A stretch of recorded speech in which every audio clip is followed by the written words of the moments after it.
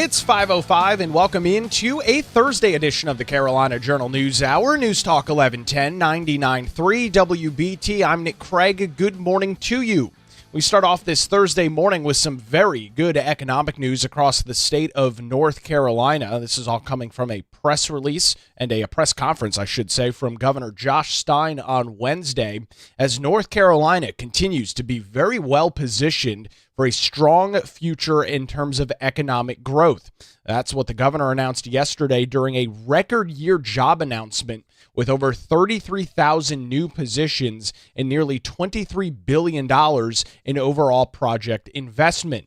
The governor said that the news builds upon the state's recognition as the best state in the U.S. for business, which has happened, by the way, 3 times in the past 4 years, with the latest recognition coming this past July when the governor and CNBC, the media outlet that does that rating each and every year, we're in the Wilmington area on the USS North Carolina battleship, making that official announcement. The governor also mentioned during the press conference that North Carolina is the 3rd fastest growing state in the country. This is how the governor opened some of his comments at his NC Strong press conference.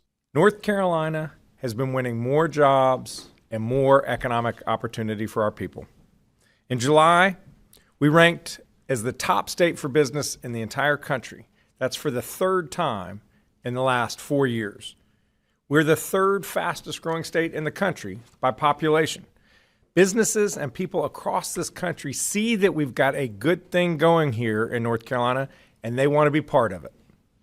Since the 1st of January, we have announced more than 33,000 jobs for North Carolina. 33,000 jobs represents the most ever recruited to North Carolina in a single year, and we still have a month to go. So I want to repeat that. I want to underscore it. 2025 is now North Carolina's best ever year for job recruitment in the history of this state. We've made particular progress in aerospace, biotech, advanced manufacturing, electric vehicle sectors. And the announcements have been spread across the state. 16,000 jobs in the Triad, 8,000 jobs in the greater Charlotte area, 4,000 jobs in the Triangle, and more than 1,000 jobs in the East, more than 1,000 jobs in the Sandhills, and more than 1,000 jobs in Western North Carolina. The governor highlighted those 16,000 jobs in the Triad, 8,000 in Charlotte, 4,000 in the Triangle, and 1,000 in the East, West, and in the Sandhills. Among the companies noted was Jet Zero, which promises to create more than 14,500 jobs and invest nearly $4 billion. That's going to be in Guilford County at the Piedmont Triad International Airport, which is the largest single job project ever announced in state history. Additionally, another company called Scout Motors is relocating its corporate headquarters to the Charlotte metro area, bringing about 1,200 jobs with it. And last month, Vulcan Elements announced that it would establish the largest rare earth magnet factory outside of China in Benson, North Carolina, creating nearly 1,000 jobs there and investing nearly $1 billion. In addition, GE Aerospace announced last week that it would expand its sites in West Jefferson, that's in Ashe County, creating an additional 44 jobs there and investing $53 million. And Toyota's first North American electric battery manufacturing plant is in Liberty, North Carolina. That's in Randolph County. It opened last month and spans nearly 1,800 acres and is Toyota's largest investment in the United States at nearly $14 billion. The plant currently has more than 2,500 workers, but once everything is said and done and they are up to full production at that Toyota plant in Randolph County, they will have more than 5,100 employees once everything is said and done. The governor highlighted that it is important to bring jobs to everywhere in North Carolina. Obviously, there is going to be some emphasis on our larger metro areas, the Raleigh-Charlotte area, with some job creation, but he says it's important to focus on every angle in the state from the mountains to the coast. We cannot, however, rest on our laurels. Other states want what we have. We've got to keep expanding opportunity. We've got to spread it to every corner of the state so that if you work hard, where you come from never limits how far you can go. That is the promise of North Carolina, and delivering on that promise is what drives my administration. As we keep bringing jobs to North Carolina, we have to be laser focused on ensuring that those opportunities are going to every corner of the state. I am proud that we have brought approximately 5,000 jobs to rural North Carolina and about $12.5 billion in investment. These new jobs help sustain rural towns and shore up local economies. And we aren't just bringing jobs, we're working to support entire communities. The Rural Infrastructure Authority has awarded 51 grants and more than $26 million to energize rural economies. Especially in Western North Carolina, small businesses are the beating heart of their communities. But 86% of impacted businesses from Hurricane Helene are still earning at or below the pre-storm levels. We have to keep supporting their recovery. And obviously a lot of economic focus on areas in Western North Carolina that did see some of those unimaginable levels of destruction and devastation in the wake of Hurricane Helene back in September of 2024. The governor, of course, highlighted that 86% of impacted businesses from Hurricane Helene are still earning at or below those pre-storm levels. That is a very high percentage. The governor also noted that the Small Business Infrastructure Grant Program has enabled local governments to rebuild their downtowns so that locals and tourists can return to these downtown businesses. With Stein saying, quote, "Whether it's restoring sidewalks or building sewer systems, these grants help small businesses reopen their doors and serve their customers across the state." Nearly $250 million in broadband recovery grants have also been awarded across North Carolina, and the North Carolina Main Street program has continued to support economic development and historic preservation in small towns across the state. It is important to note that many of the promised jobs come with incentives from the state, including job development investment grants, also known as JDIGs, which unfortunately over the last little bit we have seen do not have a great success rate. This is because businesses following through on their promises to the state have not come to fruition.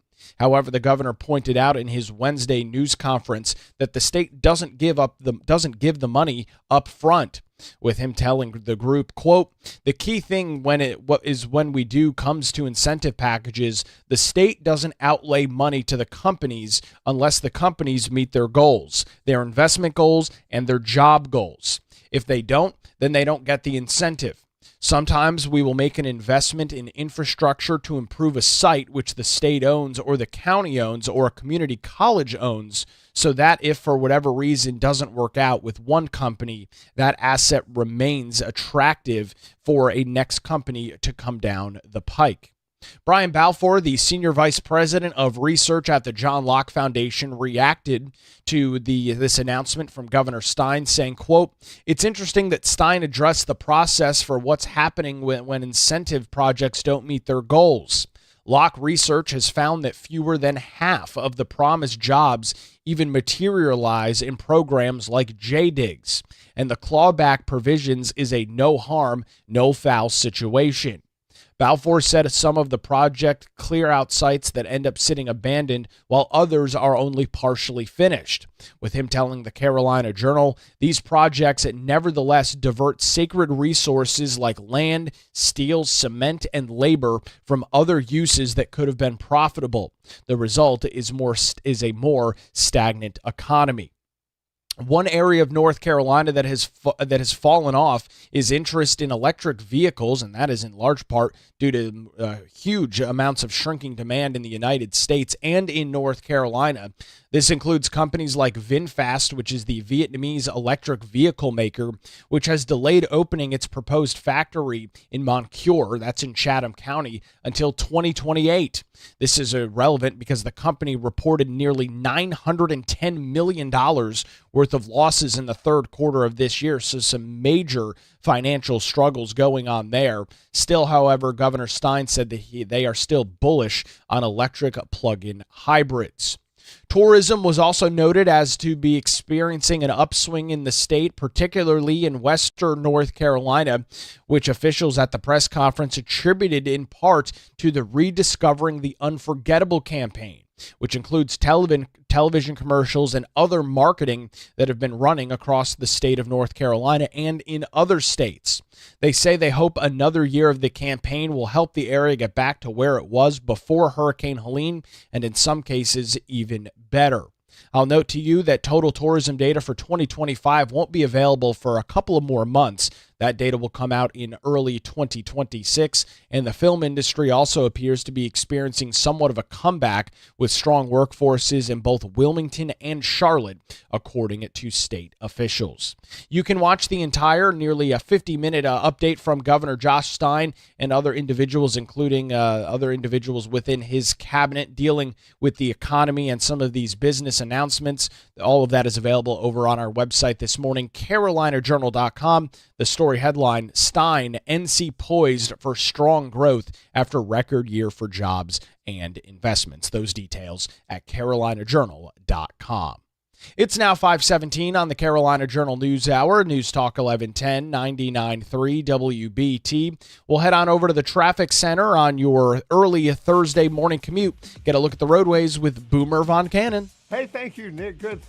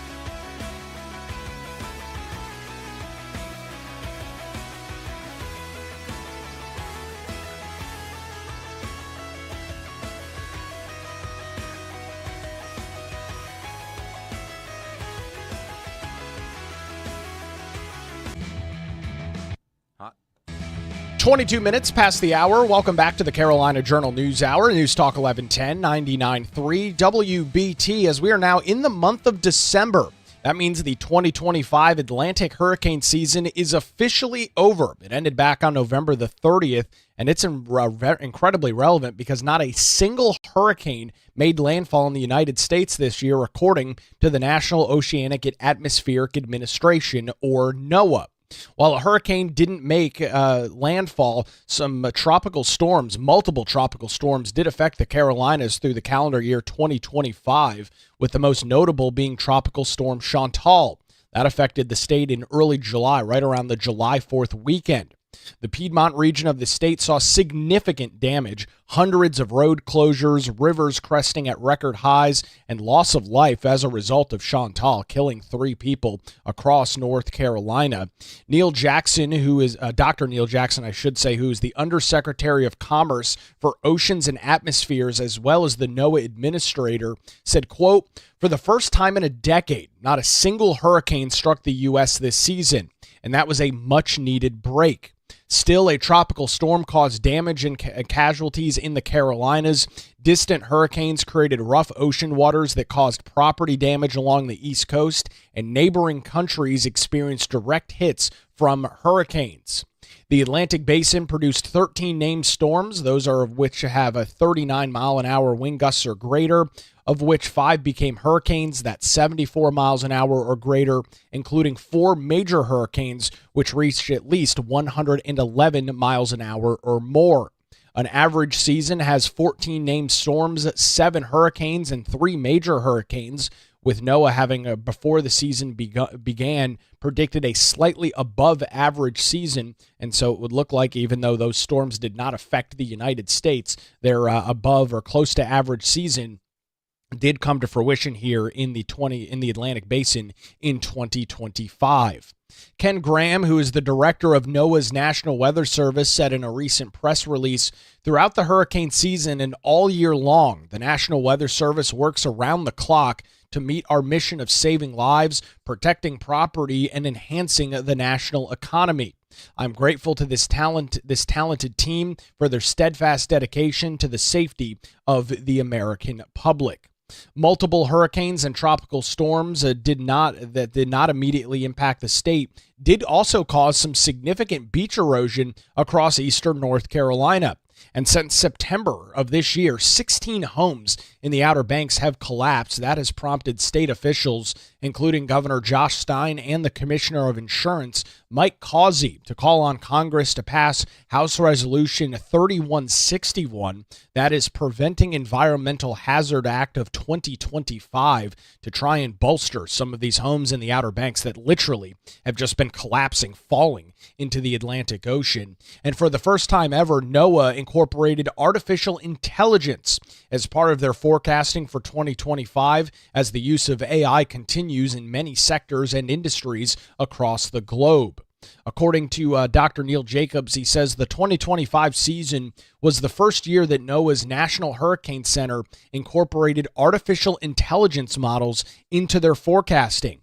He also highlighted that the NHC, that's the Hurricane Center, performed exceedingly well when it came to forecasting rapid intensification for some of the impactful storms, and provided critical decision support for some of their partners in the Caribbean. The 2026 Atlantic hurricane season will run June 1st through November 30th of 2026, and it is important to note that while the hurricane season's calendar dates are June 1st to November the 30th, at any point throughout the year, there can be a tropical weather that does affect the state of North Carolina or the greater continental United States, but the official season, again, is June 1st through November the 30th. You can read some additional details and check out a press conference earlier this week from NOAA that is available over on our website, carolinajournal.com. I've actually got the story. The headline, 2025 saw Chantal but no hurricanes as official season ends. In some other statewide news this morning, as we get ever closer to the Christmas holiday, Duke Energy is giving folks tips to manage high holiday electrical bills. as those bills will, of course, start rolling out over the next couple of weeks and into the first few weeks of January. Duke Energy, the state's largest electrical company, is offering tips to help customers reduce their usage and minimize the impact on their monthly bills. The Duke Energy already offers a holiday lights calendar that helps customers plan ahead and estimate the additional cost of their holiday light displays on their utility bills by identifying the type of lights, the number of bulbs per strand, and the number of hours used during the day. Customers can estimate the additional cost that will be added to their monthly bill. Large incandescent bulbs, which add much more energy efficient LED bulbs. 6 strands of 100 incandescent bulbs, each turned on for 6 hours, would add approximately $80 to a monthly bill. So a huge increase there for those still loving on those larger incandescent bulbs, while 6 strands of LEDs would only add about $7. For an even more cost-effective option, Duke Energy says that the same amount of mini LED bulbs would only increase a monthly bill by about $1. While holidays come with cooking and baking, which like holiday lights will also add to your electric bill, Duke Energy is offering a holiday cooking calendar as well. This will help customers estimate the cost of holiday cooking based on appliances, wattages, cooking time, and average kilowatt per hour that is offered by Duke Energy as if you are a Duke customer. And the company is also offering other money-saving tips for the cold holiday months, as they note that thermostats can be one of the largest factors in monthly power bills. Duke Energy says to set your thermostat to the lowest comfortable temperature and lower it a degree or two when you are leaving for an extended period. They also recommend changing air filters regularly and keeping up to date with maintenance and regular service of heating and cooling systems. On sunny days, they note to let the sunlight in by opening drapes or blinds, and of course, wear warm clothing indoor to not keep the heat and the temperature on your thermostat, the heat, up as high. In 2022, Duke Energy implemented rolling blackouts to stabilize the energy grid during bitter cold temperatures of the holiday season. In many cases, folks across the state on Christmas Eve and even Christmas Day saw no electricity in their house, and experts say a repeat of the 2022 blackout season is hopefully highly unlikely.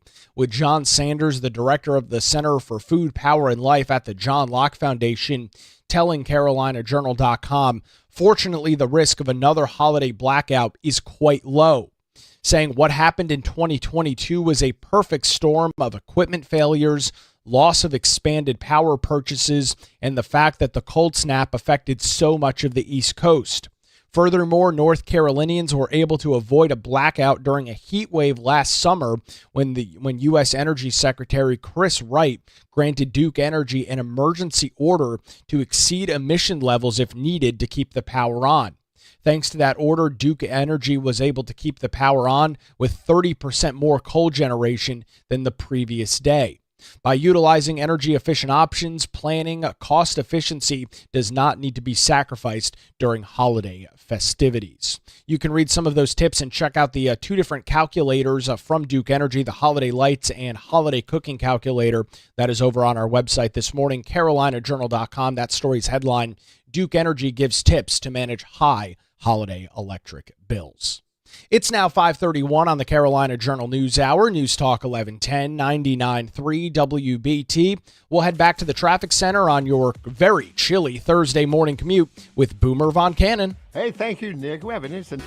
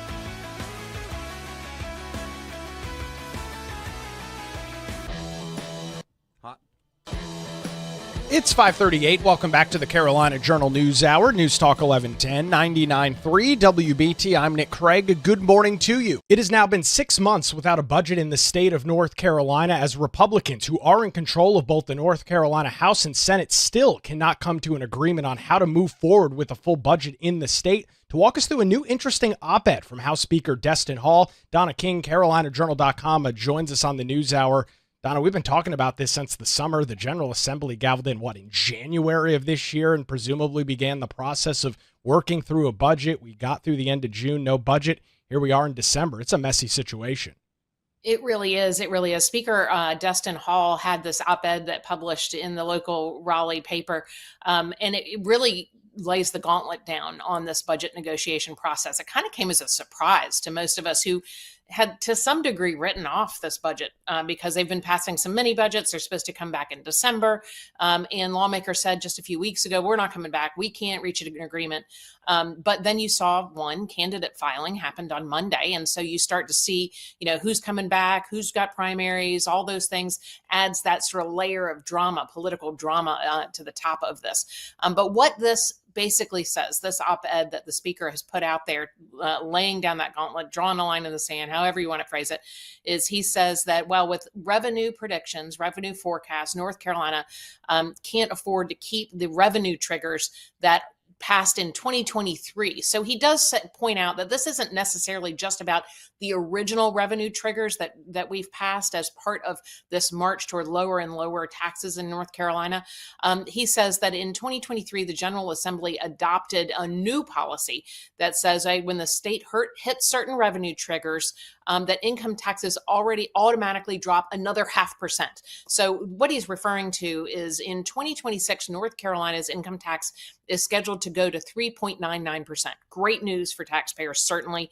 What he's saying is, look, 2 years ago, we passed another bill that said it's going to drop another 0.5%. And that's the part that he says the House just can't they can't agree with the Senate's sticking to that drop in revenue. And he's saying that doesn't leave us enough for raises. It doesn't leave enough to cover our operations, all of those things. So there's two things to this that we got to point out. One is that if both chambers would just agree to spend less, they could come to an agreement. And that's one of the things, everybody wants to spend all the money coming in.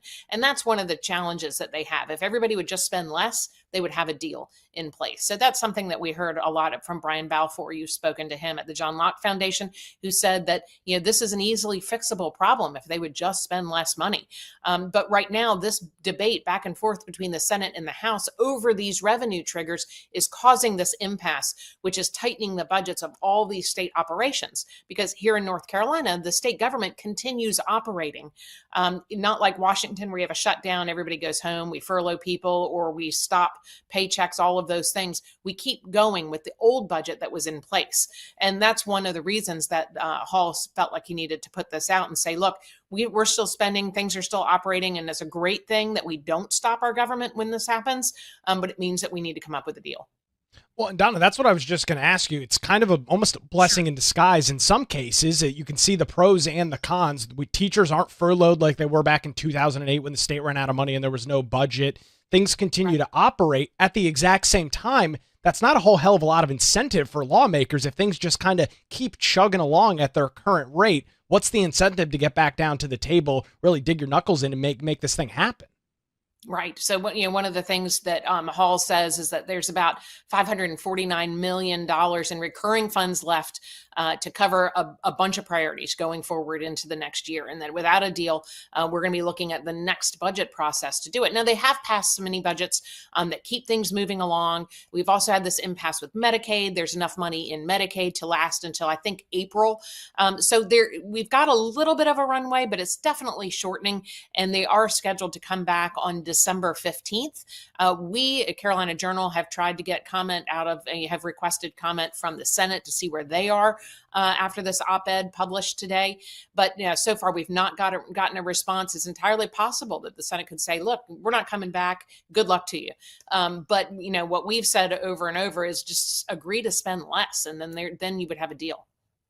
Donna, from a political standpoint, you've got the leader of the North Carolina House in Destin Hall. This is his first term as Speaker. He's not a freshman in politics. He's been involved in the process for some time, but he's just stepping into that Speaker position. Then in the Senate side, you've got the longest tenured President pro tem of the Senate in North Carolina history. Is this almost a little bit of a power struggle, do you think, between these two individuals as they try and get both of their various colleagues in the House and the Senate on the same page? Sure. Well, I mean, it's always going to be wrangling cats in the House. You've got lots of different members. You've got a lot more members first, and they're representing a lot of different types of communities. The Senate, as is true at the federal level, the Senate has fewer members to deal with, and Berger's been in charge and been running that as the Senate leader since Republicans took over. He's largely the architect of how North Carolina recovered from a century of overspending and high taxes and all of those. So he came in as the leader in the Senate early when they won in 2010 and really shaped the economic successes that we see today. So what's happening now is we've got a new generation coming in. We have Speaker Hall, young man under 40 years old, wrangling a large House with lots of different competing priorities and some concern over there about revenue forecasts. Now, there is an issue there. Revenue forecasts are historically incorrect, and that's something that a lot of this is based on. But he does say that they would have to be more incorrect than they have ever been before for this not to be a problem. So, he's right in some ways, wrong in some ways. It really is going to be tough. But you're right. You are seeing a power struggle between, a new, younger member and certainly Berger, who has kept a tight rein on the Senate and really shaped what we've seen over the last decade as this march toward lower taxes, more economic growth, and all of the successes that the Republicans have enjoyed over the last decade. And Don, I'm glad you bring up that revenue forecast. We chatted with Brian Balfour about that probably 6 months ago, how about they use some static model to determine revenues going forward, and it's highly inaccurate. It's always way under in terms of expectations as to what is actually generated in the state. So it's there's no question about it that there should be some caution when you're looking at these projected revenues. Not the fault of the people that are doing them. It's a fault in the formula that they're using to generate those forecasts. Absolutely. And that's something we've been saying for a long time as, forecasts come out and they're proven to be wrong. And that is what the basis of rejecting these new triggers actually has been. That's the concern that they've had on the House side, is saying, well, this is what the revenue forecasts say. We're going to be in deficit much sooner. They're historically incorrect. Hall is saying they have to be more incorrect now than they ever have been in order for us to really be successful. But, what he's also saying is that we're in a time of economic uncertainty nationally too. And that's one of the things that is really hitting families this holiday season. What does it mean? Gas prices are certainly down. We're seeing some recovery in other prices, but there's still this sort of air of uncertainty in families, in state government, in federal government that I think is unnerving people. And that's true. People who are lawmakers are still people too. Everybody is feeling a little economically unstable, regardless of what we're seeing in those hard numbers, gas prices going down, inflation is coming down, and all of those things are happening. But there is a certain uncertainty that I think is driving a lot of this. Donna, let me wrap this up with a logistical question here. You mentioned that members in the General Assembly could be coming back. There's going to be at least a skeleton session coming up here on December the 15th. Remains unseen whether that will be the full House and Senate. Does the General Assembly have the ability to go forth with a full budget once we flip the calendar into 2026, or is that something that has to be in calendar year 2025? Once they leave for the year, I believe that they're gone, and we would see something maybe in short session. But we also could really also see something coming in more mini budgets, and that could be. I think in what we're seeing is that.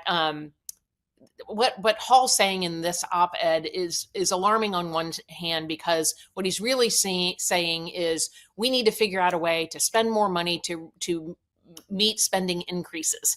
And that's should be concerning for all taxpayers, because, if the deal is that Republicans want to figure out how to spend more money, come to a deal to increase what they're spending, that is the real line in the sand. That's the huge red flag we should be watching. You can continue reading our coverage this morning by visiting our website, carolinajournal.com. We appreciate the insight and information this morning. Donna King joins us on the Carolina Journal News Hour. Where it's now 548, News Talk 1110, 99.3 WBT. We will head back to the traffic center on your Thursday morning commute. Get a look at the roadways with Boomer Von Cannon. Hey, thank you, Nick. And guessing.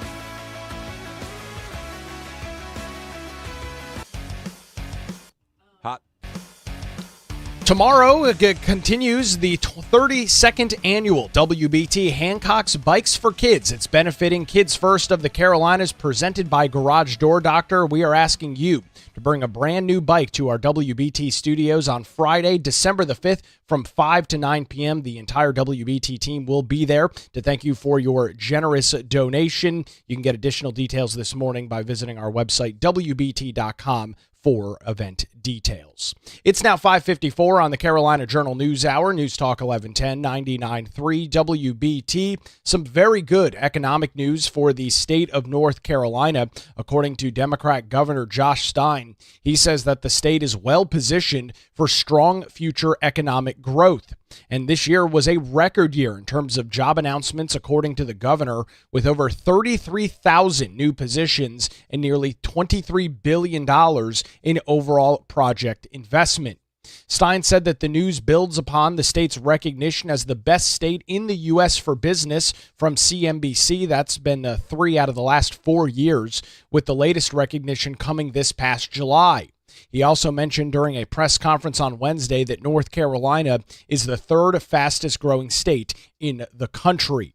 The governor noted that the state made significant progress in the sectors like aerospace, biotech, advanced manufacturing, and the electric vehicle sector, with 16,000 jobs promised in the Triad, 8,000 in the greater Charlotte area, 4,000 in the Triangle, and 1,000 jobs in the East, 1,000 jobs in the Sandhills, and 1,000 jobs in the western half of North Carolina. Among the companies noted was Jet Zero, which has promised to create more than 14,500 jobs and invest nearly $4 billion in Guilford County. They're going to be doing that at the Piedmont Triad International Airport. And according to state officials, this is the largest single job project ever announced in the state's history. Additionally, another company known as Scout Motors is relocating its corporate headquarters to Charlotte. That is set to bring some 1,200 jobs, and last month, Vulcan Elements announced that it will establish the largest rare earth magnet factory outside of China. That facility is coming to Benson, North Carolina, and is set to create nearly 1,000 jobs with a $1 billion investment.